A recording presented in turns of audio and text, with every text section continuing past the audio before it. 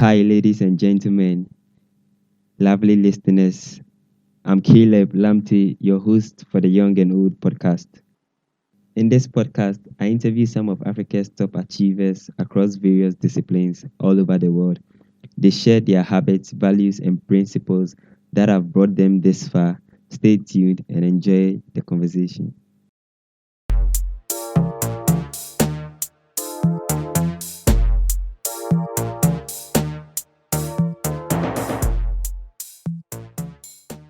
In this episode, we have Ibrahim Mahama as our guest. Ibrahim is a Ghanaian author and an artist of monumental installations. Ibrahim has participated in exhibitions and given lectures in different parts of the world. Not only has he made a name for himself, he has built a museum in the northern part of Ghana, specifically Tamale, where he resides. The museum, known as the Savannah Centre for Contemporary Arts, where the community has access to the space to not only work or learn, but imagine as well. Ibrahim's mantra is be good. You can follow him on Facebook and Instagram at SCCA Tamale or Ibrahim Mahama on Facebook and Ibrahim Mahama 3 on Instagram. Okay, so I noticed you are always on your work. I mean, you don't joke with your works. So let's remind ourselves what's been a funny time you've had doing your work before. Oh, as for my work, the fun times are always there. It's I enjoy doing it. So and plus I move around a lot. I travel quite a lot, quite significantly. So I yeah, there's a lot of fun within that. You meet many people, new people all the time. Yeah, there are decisions that you get to make that you hardly ever get to make them ordinarily. But because of the position that you find yourself in as an artist, you're able to do some of these things. So it's fun. Sometimes it's not fun as people think fun is. It can be a bit bitter because when you're traveling, it also comes with restraints and Yeah. visa issues, and like going through customs and being asked stupid questions. But later on, when you sit down with, like recently when I went to Italy, for instance, for a research project, when I got to the airport, my mom had made this jollof rice for me because I knew that probably because I did corona test before going. And the people had told me that probably when I arrived, they'll let me go into quarantine for some days. So I told my mom, Charlie, want me jollof kakra so that when I get there and then I'm in quarantine, I can use that to passion myself. And then I get to this place and then the custom opens my bag and they are taking everything out and then they take the jollof rice. And as I put the jollof back inside the bag, I was so pissed. I was like, you can take my clothes away, but don't fuck with my jollof rice. So one of those things, yeah. So when the process of doing in between work and then the kind of things you encounter, those are the things that sometimes they are very bitter and sad in the way that it characterizes the world in a certain way. But later on, when you're just sitting alone, you laugh, and for me, that's what I enjoy. Yeah, sharing these kinds of stories with people of how maybe if they see a painting or a sculpture, the story behind it, how that came about. All right. All right. Yes, so that's one. But did you get a jollof back? Oh yeah, of course. I was like, hey, Charlie, if you don't give me this jollof, another pandemic will break loose here.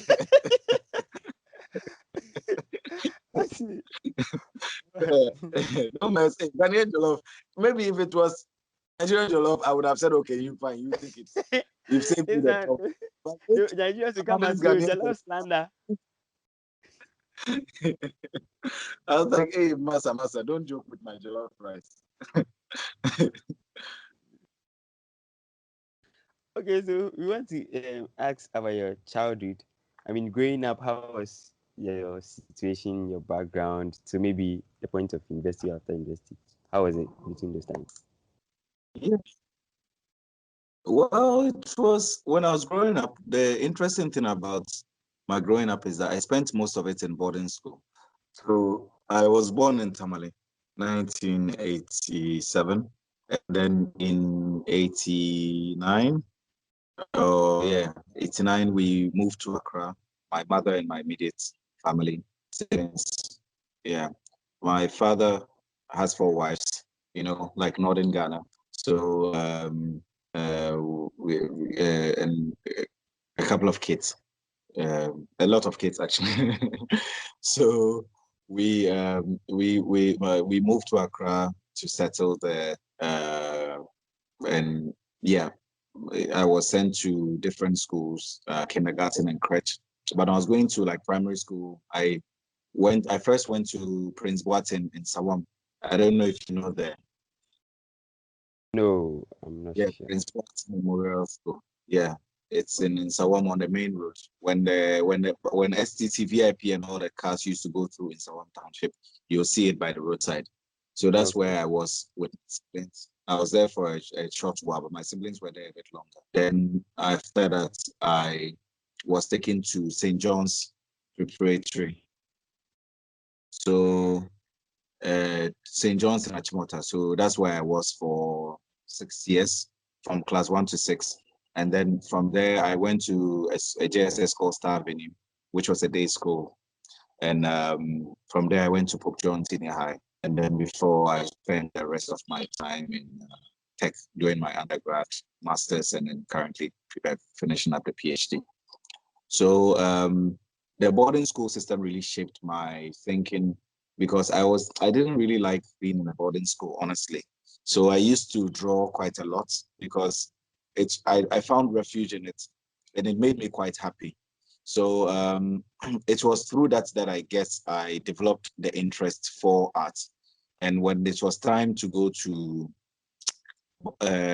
secondary school, choosing visual arts, my family was quite certain that maybe doing visual arts would have been good. Because, it's weird, like when during exams, mathematics and all those things, sometimes I'll stop writing the exams and then I'll be drawing at the back of the exam paper. Because me now, I know that Charlie, the exam ambition is not going to go anywhere. So those things, yeah, So the love for art came through my childhood. And those days, it was interesting because when we were going for excursion, like school excursion, and they gave me money to eat, I would always use it to buy something like a craft thing, like a small statue, miniature, Yeah. or like a shell, or like I love those things. I liked when people did things with their hands. I was always fascinated with it. So I guess my family noticed that and then they were really quite supportive. The worst thing is to want to do anything and your family is not supportive of it. You know how Ghana is. Like my manager visuals, now visuals so they the brother and the visuals those things. Serious. But if you have Serious. a supportive, I'm telling you, the sky is not even the limits. There's so much. There's the universe to explore, and that's the luck that I had with my childhood. Yeah, so you mentioned you're writing sometimes masters and you weren't, seeing top or finding it easy. Is that the case? Is it one of the reasons why you did art, or you just loved art? So those other courses or subjects weren't really a major focus. Well, I liked them because in Pope John, I did elective maths on the side. I studied a bit of economics, but my main electives were general arts, general knowledge in arts, picture making, and sculpture. So later, when I went to university, I majored in painting and sculpture because I wanted to be an artist. And doing this course was one of the sure ways of like doing art and practicing as an artist within the art world as we know it. Mathematics, biology, and others. I don't know. Maybe my love. I was so much obsessed with art that I never really paid attention to these other courses. But now in my adult life, being an artist and working professionally, I work more with these figures, with these subjects, mathematics, physics, and all that, because my work involves a lot of histories. And I constantly go back to these various subjects in order to be able to get inspiration for my work.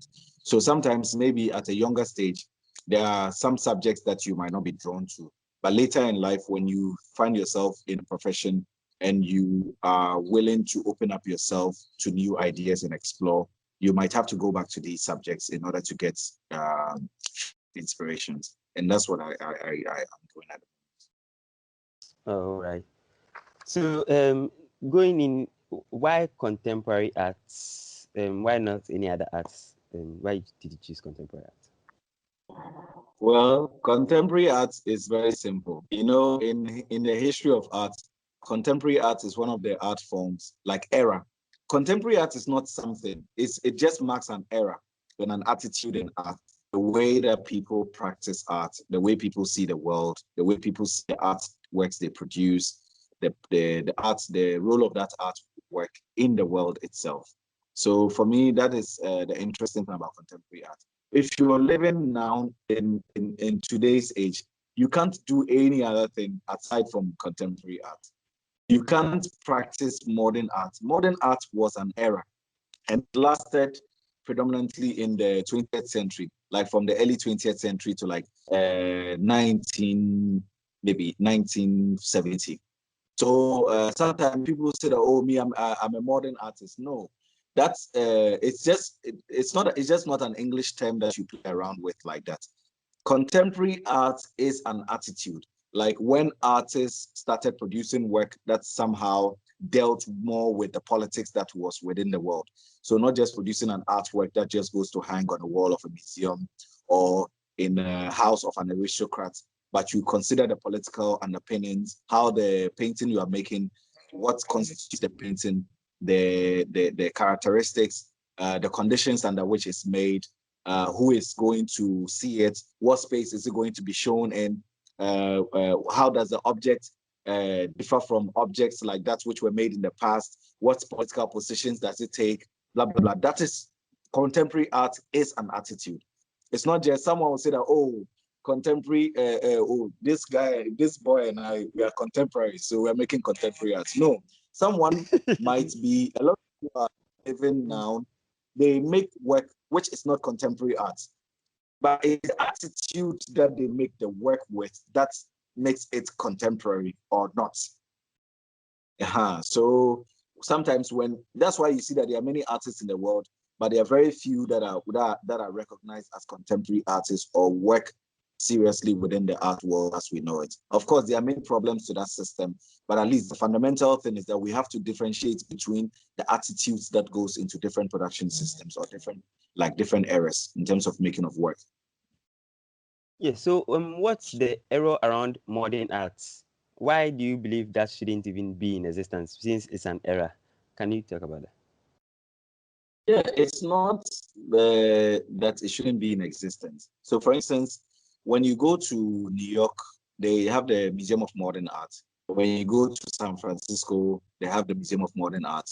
When you go to the UK, they have Tate, London. When you go to Germany, they have the Hamburger Bahnhof. Like every country that you go to, there is like a museum of modern art. And that museum characterizes work that was produced in mostly the 20th century, the attitude of work, blah, blah, blah. And it's because of the history of art, because when in the 19th century and before, art was produced in a very different form. And mostly mostly aristocrats, the kids of aristocrats, and also artists that the academy or aristocrats considered that they were great artists, were the ones who had audience in terms of works that were being produced.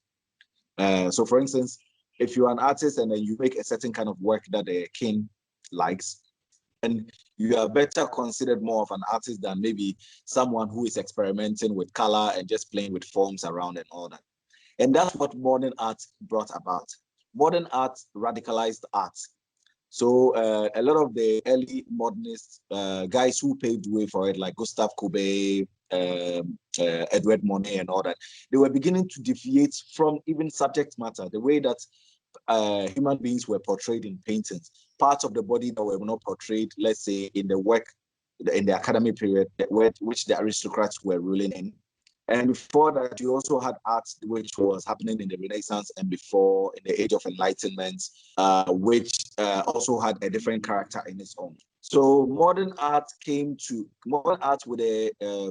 the inception and the birth of the White Cube, which is the museum which somehow cuts away the rest of the world from the artwork. So when a museum is built and you go inside, there are no windows or anything. So when you go to look at a work of art, you concentrate just on the work. You forget about the world outside. So if the work is about a massacre of, let's say, NDC or MPP supporters, you shouldn't judge the work based on the original massacre. That was one of the significant characteristics of modern art. So museums were built in order to contain that character. So that's why you have those kinds of museums in Europe. And later on, artists like during the artists like minimalism, pop art, and all that, they realized, but you can't just say that the painting is innocent by itself or the sculpture is innocent. There are so many things that characterize it. So why can't we extend the political meaning of the painting into other objects and into the world? So they start introducing things that no one would normally characterize as art, like cartons, card boxes, posters, and all those things into art. So it begins to stretch what art is and what it represents. And you have other artists going out to like fields and, let's say, planting crops, using excavators to move land. There's an artist, Robert Smith, taking rocks and pouring them into lakes and creating spaces that normally you would experience that maybe within a modern art it's literally impossible to be able to experience. So contemporary art begins to find a new voice, and also institutional critique. Artists begin to criticize like the role that the museum plays, like the kind of works that it allows to be made. Artists. So, for instance, if you are not a male white artist, you are not really considered as an artist. So a lot of things came up as about it. So contemporary art was almost like a new birth of attitude of making work with using the real conditions that were in the world, and also of finding alternative spaces of showing work that somehow changed the way works were made within the modernist era. Yeah. So if an artist makes a work now, even with the same like technique that was being used to make work, let's say in 100 years ago, or let's say 70 years ago when modern art was flourishing, that work is not a modernist work. Modernist work characterizes a certain moment in history when these things happen. So it's not just that you've produced the work right now and it looks like a modern art, so it's modern art. No. You live in a time, contemporary art, and this is the time when you can make work that has a certain attitude. Even if you make work with the attitude of modern art, it's still not modern art. And that is the difference that people find very hard to understand, or they find it hard to grapple with. Okay. So are there contemporary arts museums like the modern art museums? Are there any? Yes, there are plenty.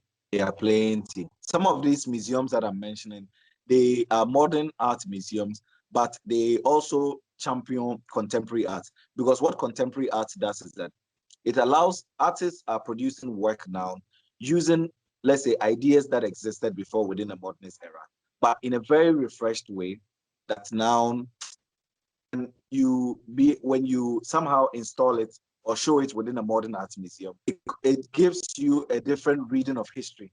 So that's the interesting thing about the modern art museums. So, but there are also museums in the world which are just built for contemporary art. So, for instance, when I built the Savannah Centre in Tamale, I named it the Savannah Centre for Contemporary Art because I wanted the attitude of contemporary art to be the basis. When those museums were built back then, they were built museums of modern art because they knew that they were in the modern art period. Of course, now some museums are also built now, even now, and they dedicate them to museums of modern art because the country or the individuals who build them are specifically looking for collections that come from the modern art period. So they are building a museum for that period, works coming from that period. And they build those museums every day, you know. So it's a very, very important distinction to make. But it doesn't mean both of them cannot be in the same space. They are in the same space all the time. All right. So you mentioned collections. Can contemporary arts be collected? Because like modern arts, you can get a piece and fix it in your home or something. Is it the same with contemporary art? Yes, it's the same. There's no difference. It's just that a lot of modern arts were works that were wall-based. Yeah, a lot of it was I lost my thoughts. The modern, yeah. What question was it again? So I was saying, contemporary modern arts you said are mostly like word arts that can be collected, hanged on walls and Yes. stuff. And is it the same with contemporary arts? Well, there are a lot of artists who make work which are wall-based, like paintings and all that, even sometimes relief sculptures. But with modern arts, of course, a lot of private individuals, they made it flourish because they patronized the artists, they supported their work, experimentations and all that. There are also patrons within contemporary arts who support artists' works and all that, experimentations and all kinds of things. But most works in modern art, like the paintings and all that, were objects that people could buy and hang in their homes. With contemporary art, it's a bit complex. Sometimes they are paintings, but they are not things that maybe the technique under which the painting is being made, it doesn't really allow for someone to hang it in his house. Maybe it allows more for a museum to be able to collect it. So mostly with contemporary art, museums collect those kinds of works. Yeah, but there's also a lot of modern art is also in museums because most of those works are very expensive and you can't really buy them now. Okay, so with this situation, don't you think it affects people's drive, like individuals, to get involved in contemporary arts, knowing that it can't be closer to them, like getting it here? So I was saying that with the way contemporary art is, isn't that a reason for individuals who are not maybe artists not to get involved that much, knowing that they can't get it closer to them, like in their homes or office or something like that? Doesn't it reduce their drive to get involved in contemporary arts?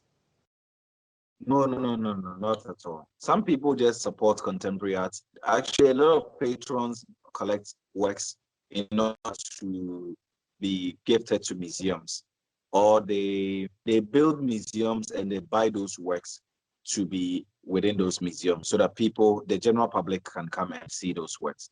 And that's why I built those institutions in Tamale, like contemporary arts institutions, so that the works that we are producing, which ordinarily would be bought by museums and shown around the world, we can also have museums here which can show those works so that at least our children can be able to witness these works. It's better that they are able to witness them and be able to like form opinions about it within the time when they are being made, rather than when they are being bought and taken elsewhere and then books are written about it and it comes back to us. And it's just like going back into like the 20th century and before, when Africa was being exploited. I think that we have to stop or prevent that within our time. So our attitude needs to change towards the way we produce works, the kind of works that we produce, and how those works are being shown. And we, as artists, have a responsibility to play, particularly in those cases. Yes.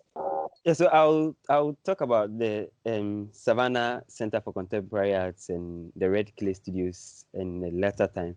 But before that, how did you get your first job? I mean, an art student coming out of school. How did that happen? Oh, me, I never worked for anyone, honestly. When I left art school, I went straight to practicing as an artist. I never saw myself working for anyone. I was studying to become an artist. So when I had the opportunity back then when I was in school, and um, the group of uh, curators came to our university and they saw some of the works I was producing and they made recommendations to institutions, and I traveled and I saw different kinds of works done by different artists. I was really inspired. So I told myself, this is what I really want to do. And when the opportunity, when the first opportunity came for me to be able to show my work in a museum, I really tried and did my best with it. So, and because of the way it was seen, it really opened up all the doors that's currently. And the very first money I earned from my work as an artist, that was what I used actually in starting the Savannah Centre. So for me, it was always very important to be able to think about the the production, like the work that we want to be able to make and show to the rest of the world, and also the spaces around us. Like I always knew that I wanted to create a space that would give a different sense of opportunity to the generation around me in terms of how they see art or how they experience it. So those were very important. Yeah. So how did you get that exhibition? How did you get in? The first one. Oh, it was through a recommendation. Yeah, it was. I did a project at KNUST, one of my master's program, and there were some curators from some museum in the UK, and they saw it, and then they recommended me to like this residency in London, which I went for. But prior to that, there was a friend of mine who was working with a museum also there, who had sent some images of my work to the museum, and they were very interested in me contributing to a show, a big show they were doing at the time. And yeah, I showed my work in that exhibition, and that was it. Everything else is history. Yeah. Okay. Yeah. So, and your first money went into SCCA. Was that a difficult decision to make? I mean, your first money, you can enjoy yourself, going straight into building something for people as a younger age. I mean, that was so nice. But what helped you make that decision? Well, as I was talking about the contemporary art, the attitude of contemporary art, because for me, studying at KNUST was very good because we had very brilliant lecturers who were not teaching artists just to make art, but to be able to think about the role and responsibility they have to play in the art that they are making. So, for instance, you are not just making a painting for the painting to be bought by a rich man to be shown at his house. What about all the other people around who you take inspiration from to make the painting? Don't they deserve to somehow enjoy those paintings? So there are a lot of questions that come into being, like infrastructure, institutional building, blah blah blah, in within the work itself that you're producing. So I always knew that I wanted to build an institution when I was in uni, like undergrad. So when the time came in 2014, when I earned the first money from my work, I decided to put all the money into the work. So I did that right away. Wow, this I mean, it's not difficult. It's not easy to make such a decision, but that shows the quality or the kind of artist you are, and I appreciate you for that. So Oh no, it's not easy, but it's important for us to do that because within our generation, what we have to realize is that we have to we have to produce work that makes different contributions to our present circumstances rather than what we inherited. A lot of artists just want the world to be what it is so that they can capitalize on it in order to be able to. So we have to change the world. So if you're an artist and you want the world to be able to stay the way it is in order for you to be able to make your work, then it's not good enough. I think you have to create another world and create another kind, which will allow you to create a different kind of art for it. So for instance, knowing that these institutions in Tamale exist, it gives me a different reason to make different kinds of works, knowing that those works will eventually go in those museums for the children who are growing up to be able to experience art very differently rather than what I experienced as a child growing up, because we never had those museums when we were children growing up. So that is the attitude that comes with being embracing contemporary art. Of course, it can sometimes people get corrupted along the way, but the most important thing is to be able to renew your spirit and your interest within the arts as you go on. sure. So I found out two popular or common materials you use for your installations are the jute sack and the coblex box. That is the Ghana shoe shine box. Why these two materials? Well, I've used a lot of materials for my work. Those are just maybe two images that keep popping up, but I've used a lot of different materials. I mostly use wood in my work. I do a lot of drawings, but I've never really shown those drawings. And I do a lot of photography and also film. And also like I've collected things like airplanes. I have 6 airplanes in Tamale, where I bought them in Accra and transported them from the airport all the way to Tamale. I have tried collecting old trains from the railways, still not successful, still working on that. I've collected machine parts from weighing scales to sewing machines to crutches. Like I've collected a lot of different materials to produce work over the years. So the jute sacks was the early part of my work because it gave me a different attitude, a different way of looking at the world. Because you know the jute sacks are brought in Ghana for transportation of cocoa. And the cocoa mostly is put into these bags, and then they are taken to the harbor, and then they are poured into shipping containers, which go, and then the bags remain. And the bags are then now sold to like the middlemen, who then now sell it to the market traders who use it to bag rice, maize, millet, and a lot of other commodities. So that is what there is. So for me, I'm interested in what becomes of the material after it is being used to transport like cocoa. So the nuances that happen within that, like when charcoal enters it and it's no longer can contain any other thing and it's black, like and tarted. How do you work with that material? Which kind of people can come into it to produce? So that's why I started working with the kayais to sew these materials together. But first, I would buy new ones and give it to the old, the market traders, that's the charcoal sellers, and take the old one. And then based on the old one, I would then now sew it together with the charcoal sellers and then the kayais. And then we will find buildings and then wrap these buildings with this. So there was a dialogue between the process of making it and also the history of these spaces, which somehow maybe within a modern art era, it would have been impossible to think about as a production system for art. So that's one of the many gifts of contemporary art.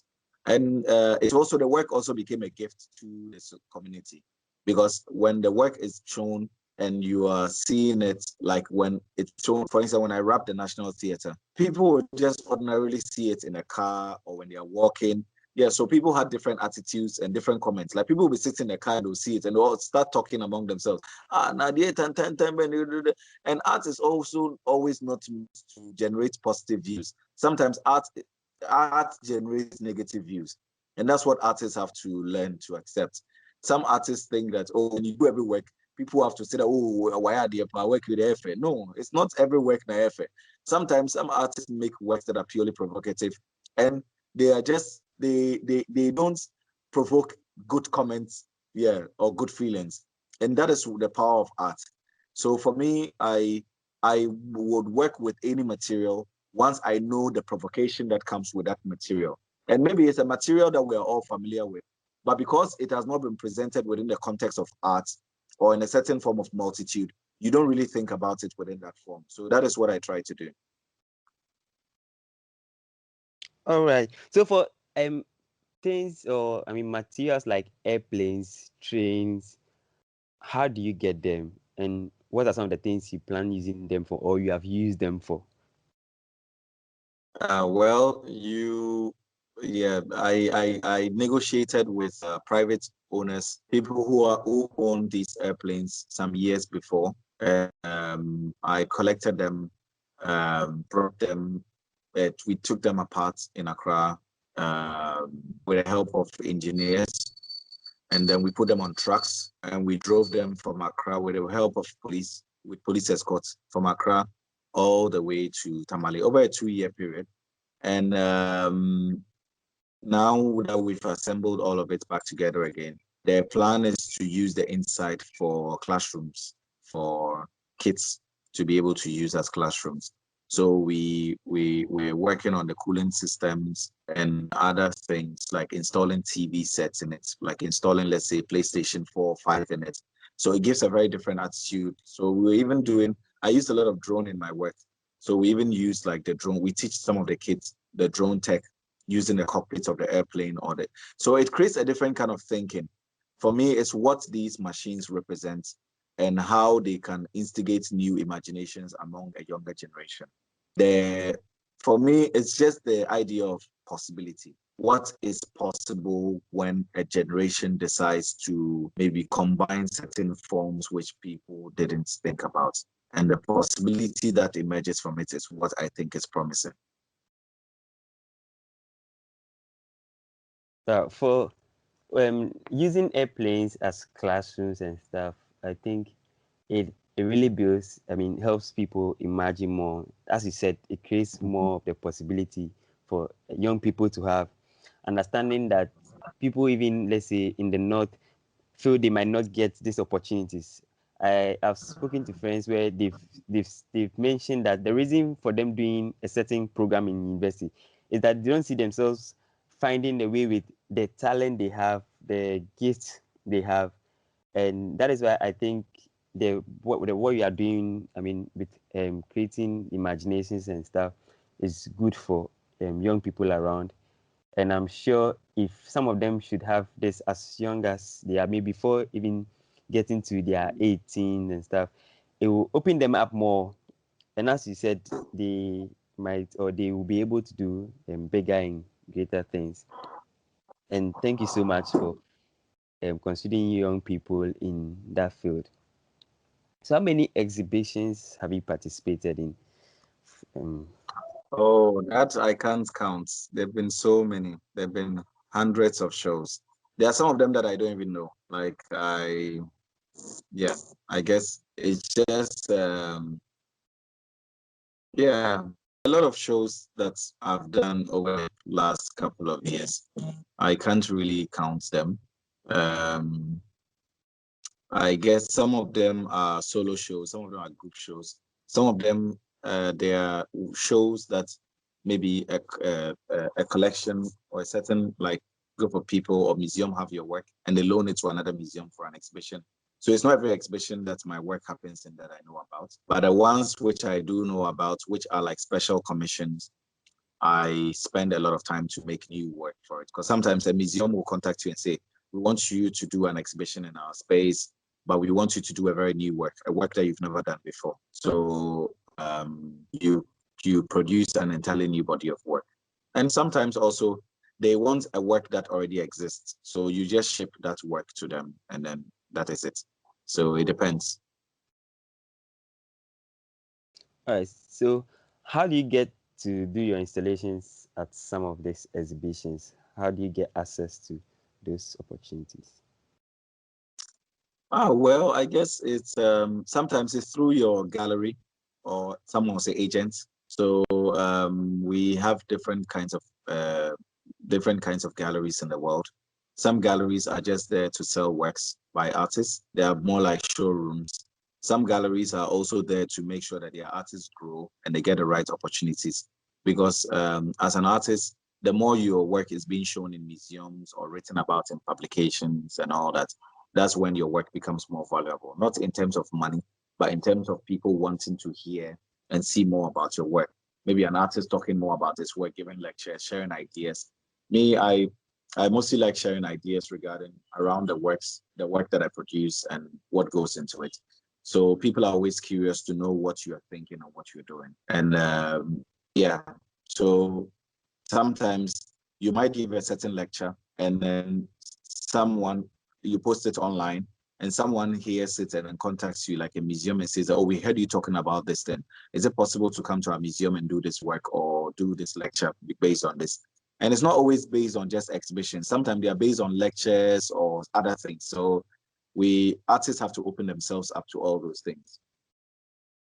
Yes. So you mentioned negative views being generated from arts and artists not opening up to some of these views. What is the blockade for this mindset or this challenge with artists not accepting negative views? Well, I guess it's just comfort. A lot of artists are comfortable. So why would I want people to pass negative comments or views about the work that I produce?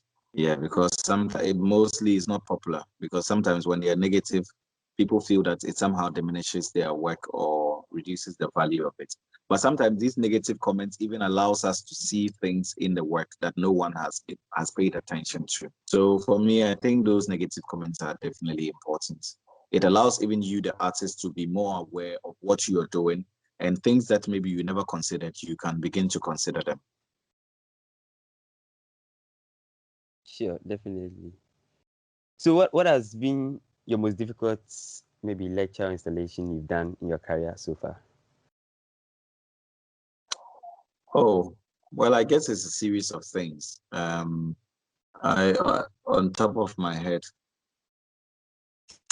well, most of the works are difficult to produce because of the scale at which I work. So sometimes you go to a country to do a project, and based on that project, the way the work has to be installed, it requires a certain system, or there are certain laws that prevent you from, let's say, uh, doing maybe I don't know, like maybe in Ghana, you can maybe just anyone can stand on a scaffold and do something, but in some countries, in order to be able to go on a scaffold or a ladder, even you need a certificate. It can be frustrating. So the rules and regulations in different places also determine how your work is being installed. Yeah, like there was a recent work which was done in the US, and they it took a long time to get the permission because the curator and the museum had to get like permits from the city. They had to get an engineer to design the work, the system, blah blah blah, and they all need approval. So just as an architect would design a system or a building, or an artist's work which becomes public also goes through that same system, and mostly it can get denied. Yeah, they can say no. So if the work is supposed to happen, let's say on the 1st of December, maybe it might end up happening on the 5th of March or something, because sometimes there are delays in it. So that always comes with the work. Yeah. If you want to make work that is compelling, you always have to be ready to face these challenges. Okay. So before you got to, let's say, realize that maybe the way of art could be your own way, what was your dream job at that time before finding arts? No, I always wanted to be an artist. Honestly, when I from secondary school, I knew that I wanted to be an artist and I didn't want to do anything else. I would do maybe drawings and portraits for people, but I never ever honestly wanted to do any other thing. Maybe when I was a child, I wanted to either be a pilot or an architect. And of course, now maybe my work involves some kind of architecture, and also I'm working with, let's say, airplanes or machines and all that. But I always knew I wanted to be an artist first and foremost. So everything that I did led me to this point. Yeah. So for some situations, do you recall some of the situations that nearly led you to giving up on a dream, on the vision of being an artist, being a light, to people from afar? No, really. Like me, everything that happens in my life, I just take it and I go along. Like I'm not an aggressive person. So I take the world very easy. So when something happens, I just take it as it is and I take time to think around it. And then I see, okay, what direction can I take this in? If it's very bad, in a negative way, how can I resolve it? And then based on that, the process of resolving it, what have I learned and what new direction can I go in? So I've learned quite a lot. I know in the questions you asked about the single place, and that was one of those moments in my practice as an artist when it was almost impossible because I was very young and it was an artist, it could have destroyed an artist, but I just took it very easy. Like I didn't let anything around that distract me. And I just said to myself that I have an entire life and career ahead of me in terms of an artist. Let me just focus on that, and this will deal with itself. So just going through the process and everything. And eventually it was resolved and I continued making a lot of artists, if they had gone through what I went through as an artist at that stage, their careers would have been destroyed forever. But I guess it's also when you know exactly what you want and what you're doing, nothing really distracts you. Yeah, so you've mentioned the same case, even though I wasn't yet there.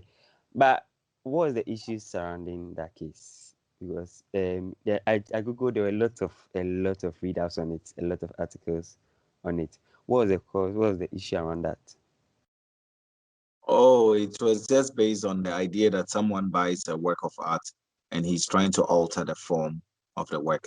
So, for instance, someone buys your painting and then goes to separate the painting into 5 different parts and then wants to sell them as individual parts. That's what the whole thing was based on. So, as an artist, you say that, oh, my work is not based on that. It's either you sell it in one form or you return, something like that.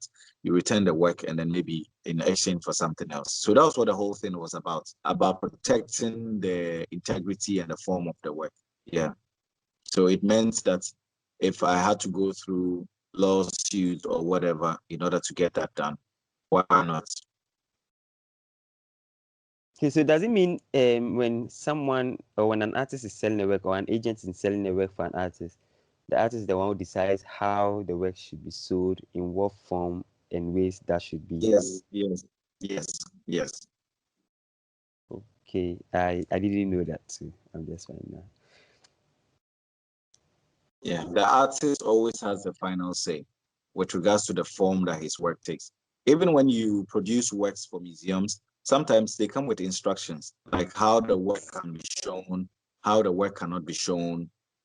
If there are certain conditions under which the work has to be shown, it requires a certain light. At all times, those conditions have to prevail.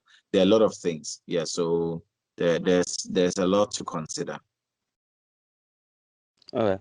So you mentioned in one of your interviews, probably like 3 years ago, that doing a work singularly is better than doing a collaboration that depends on others. And I don't know, maybe that statement came as a result of the Stefan case or whatever. But what's your view now on doing works collaborative, solo? What do you prefer? Yeah. Oh, me, I've always done works in collaboration with others. Um, I guess I don't know under what circumstances I said that. I can't remember. But me, I've always been interested in collaborative work. But in terms of me producing my work as an artist, I mostly like to work alone because it allows me to think. But I work with many people in order to realize that. So what I do as an artist is that I sit down to conceive of ideas, and then based on that ideas, I bring many people together to work on those ideas in order to achieve something much bigger than myself. And that process I mostly don't share with anyone. Like you need time to think as an artist. So no one can give you that. Yeah. So that is very important. Yeah, like that is basically about it, I guess.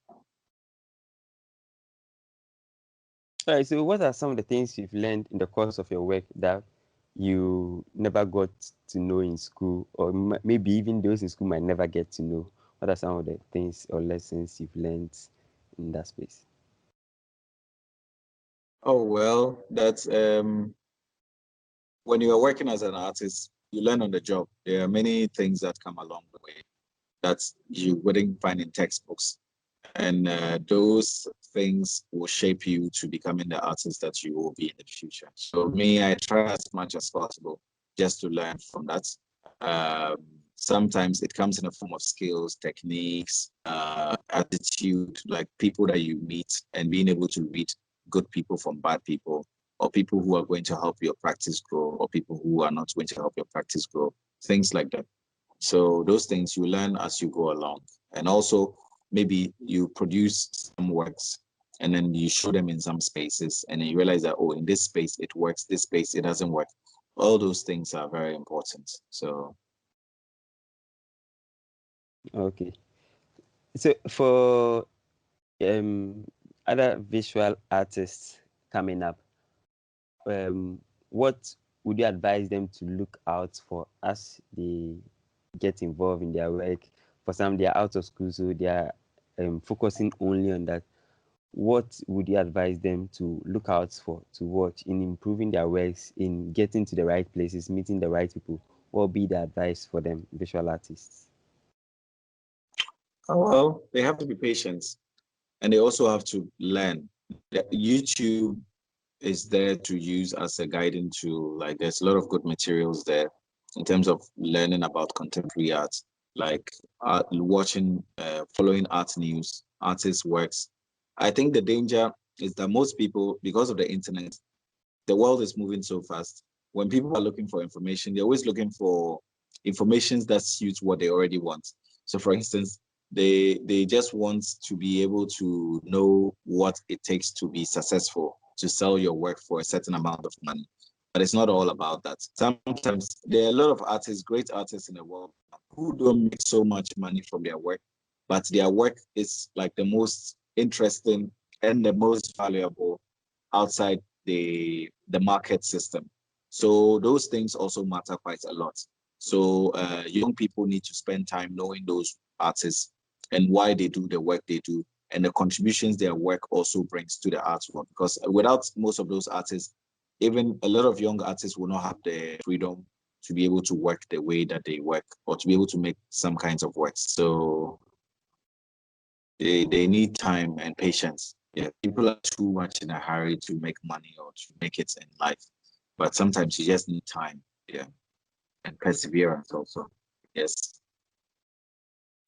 Can you mention any of the artists that their works are valuable to people, but they are not necessarily rich or not rich, like millionaires or billionaires in that sense? Well, there are many artists. I can't mention all their names, but the female artists, there are two artists, there are three artists, Hito Stel, there is Mona Hatun, and there is Doris Salcedo. So they are different artists, one coming from Lebanon, I think one coming from Germany, and one coming from Colombia. And they are older artists, female artists. They make really, really phenomenal and incredible work. And they're also younger artists within our generation from different parts of the world, who also make who also make very phenomenal work. Some artists make work which are purely digital or performative based or ephemeral based. Some also make paintings and sculptures or installations, different kinds of installations based on certain histories. Yeah, so someone like Doris Salcedo and Mona Hatum, when you go into their work, you'll find a lot of that historical relevance production, like pieces. It was still, of course, also, but her work also involves playing with images and like post-internet ideas and all that. So, um, yeah, it's just I like to mention the females because sometimes you find that the female artists are some of the strongest artists in terms of the production of like works that they make. All right, so strong in works that I've made. Can you make that simpler for some of us? Strong as in the work the Yeah. Okay. Yeah. So I was saying strong as in the word. I didn't understand that clearly. If you could break that no down. strong as in the character that the work takes is very, very good. The form, when I say form, it could be flat or round or small or big. Yes, the form, yeah, that's what also matters the most. Yeah. Okay. Yeah. So in another interview, you mentioned that you don't believe in prizes. So I wanted to know what's the philosophy behind that? Why don't you believe in prizes? Oh, yeah, sometimes when an artist wins a prize, he somehow tends to believe that maybe he's better than others. That's why he has that prize. But I guess, yeah, a prize is only supposed to enable you to be able to do much better work. So I think that artists don't have to concentrate on those prizes, but just concentrate on their work. If the prize comes along, fine. So for me, I don't apply for these kinds of things. If they do come, and then it's kind of enable us to be able to push our works in a good direction. Why not? So that is where my interest mostly is. All right. And do you apply for installations? No, no, no, no. You just make your work as an artist, and if a museum comes along and wants to show it or wants to commission you to do a work that ends up in their space, fine. But you don't, yeah. I will only say I apply for installations probably in Ghana when I apply to less spaces like the railways and other places in order to install my work. But if not, I don't. Yeah. Yeah, so you started the Savannah Center for Contemporary Arts in the Red Clay Studios. I don't know whether it's one. Is it one? Yes, it's one institution. Red Clay is more or less my studio space, but which is also like an institutional space. Then Savannah Center is purely like our exhibition space. But most exhibitions, all the exhibitions that we do at the Savannah Center, a part of that exhibition is going to be at Red Clay. And also there is a third space, the Nkrumah Volley is the Kwame Nkrumah, one of the silos that Kwame Nkrumah built back in the 60s.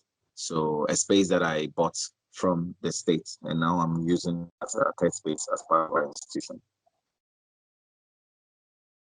Okay, so how is the Savannah Center for Contemporary Arts being run? What are the programs that take place there? How are artists works around? What happens there?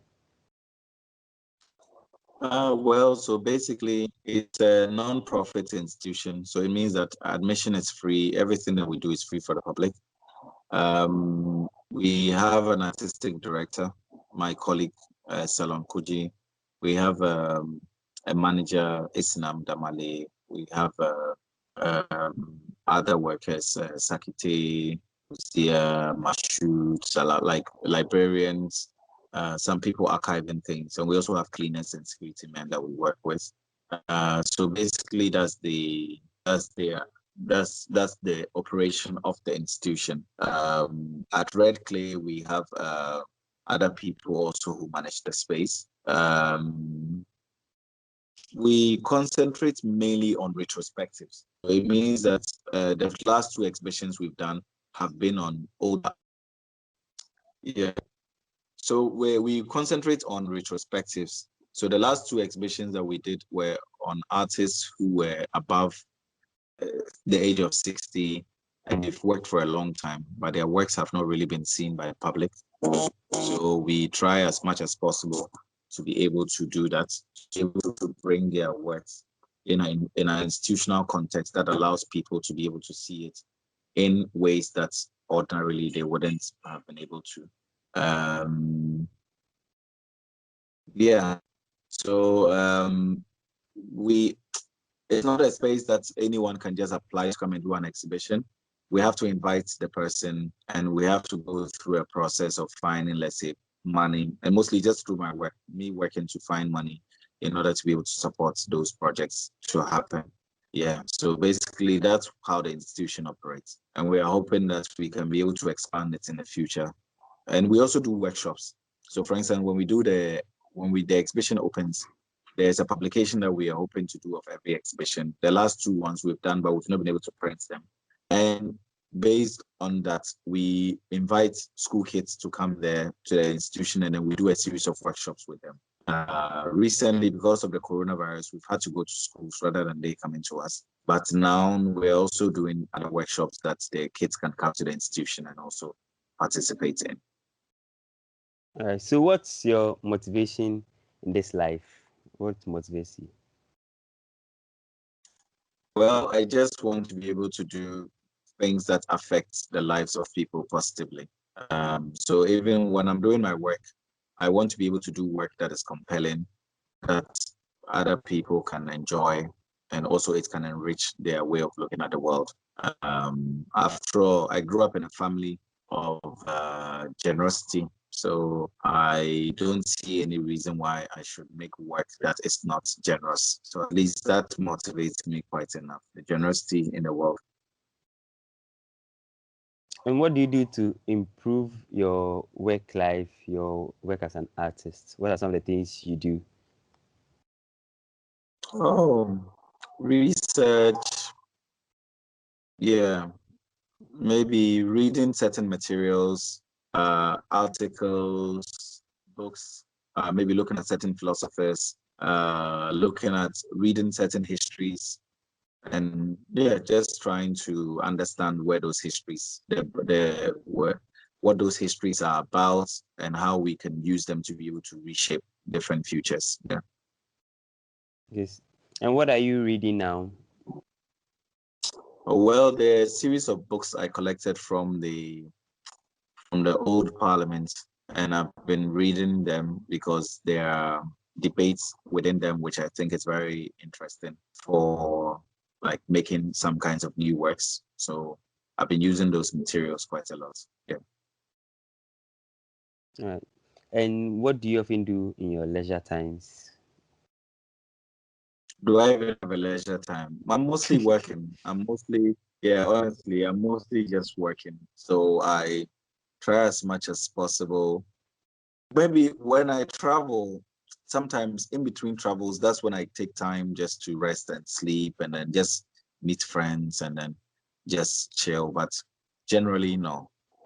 Generally, I just yeah, mostly I spend most of my time working and thinking about ideas, how to improve the ideas I have or how to develop newer and better spaces, I guess. Yeah, so in Ghana, to be specific, people see visual artists as like they are misrepresented as dummies. Maybe they couldn't do a better program in school, a better course in school, or they couldn't get that course. What do you have for people with such mentality? Well, I guess it's like that everywhere, even in foreign countries. Sometimes people think artists are the least sensible people around, but I guess artists really also just have to be more convinced, uh, to assure themselves more of what they want to do in the future. Um, I think you should have a strong conviction of whatever you do, um, whether good or bad. Sometimes I say when someone is bad, they just should be bad. They should be good at being bad, you know. If you're good, just be good at being very good, I see. you know. Yeah, it's not very simple, but I guess people just need to have better convictions. And those people also who think that maybe doing visual arts, people don't really have any other thing to do. They should also remember that a lot of the products they buy, packages and all that, they are all being designed by artists. So artists are not useless in society. They actually contribute towards the packaging of society. If not, everything would have been chaotic. Yeah. How are you going to market any product without an artist coming in to be able to help you visualize it and all that? So that is, of course, different from the kind of work that we do. But I think that art is very broad, and there are many places. There's a lot of place in it for many different kinds of artists. So artists just have to take whatever they do seriously and then really prove to the world around them that they have a role to play. Share with us a principle you run with, you walk through with in this life. Oh, just be good. Yeah, just be good. My motto has always been just be a good person. Just always aim at producing or doing things that will affect the lives of people positively. And just do it with all your heart. And only good things can come out from it. Yeah. So, yeah.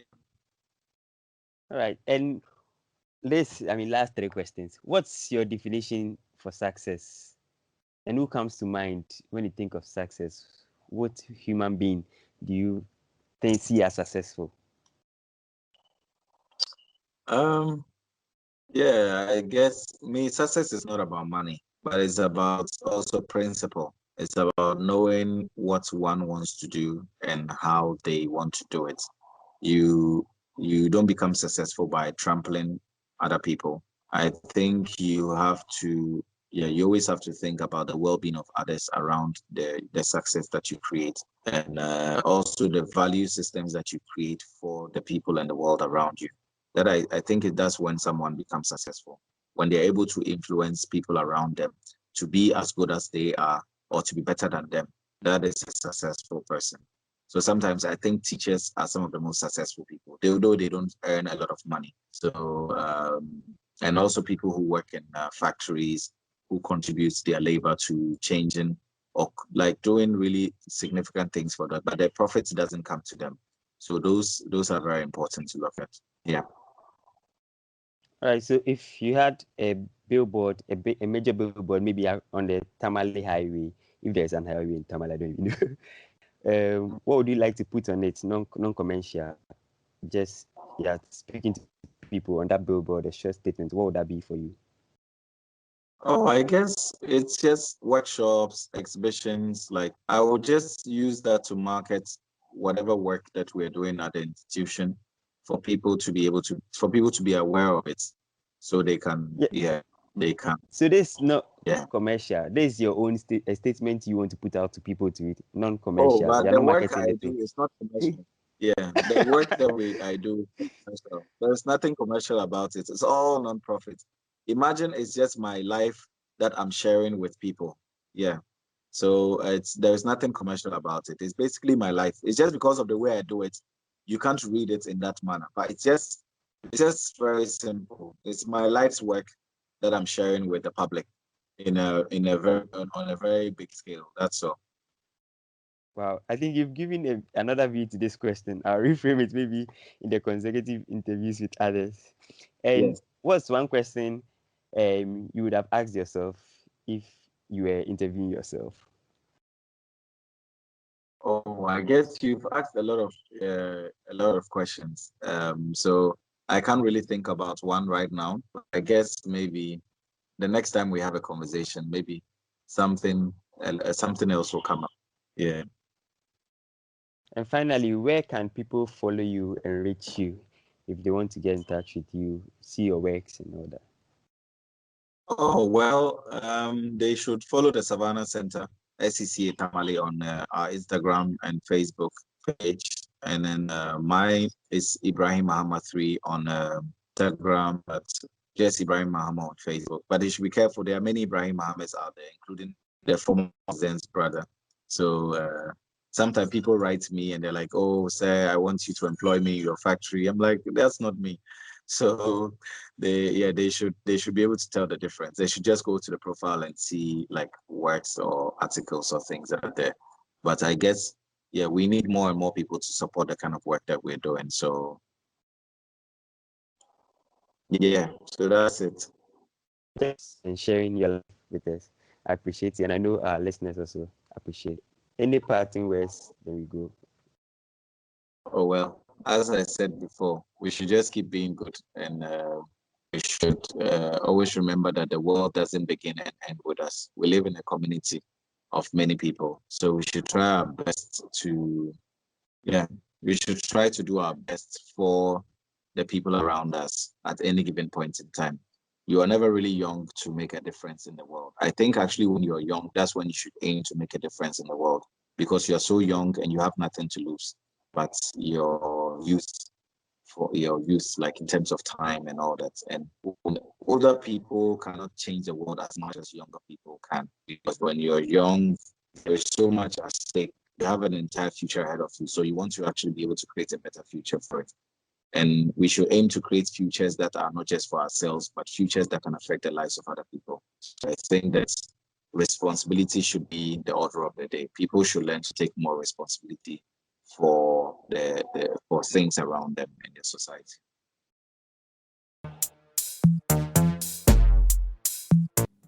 Hey guys, thank you for listening to this episode. Hope you enjoyed it. We promise to bring you new episodes weekly.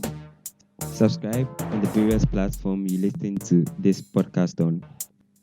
You can follow us on social media, Facebook, Twitter, Instagram at The Young and Old, and on YouTube at The Young and Old Podcast.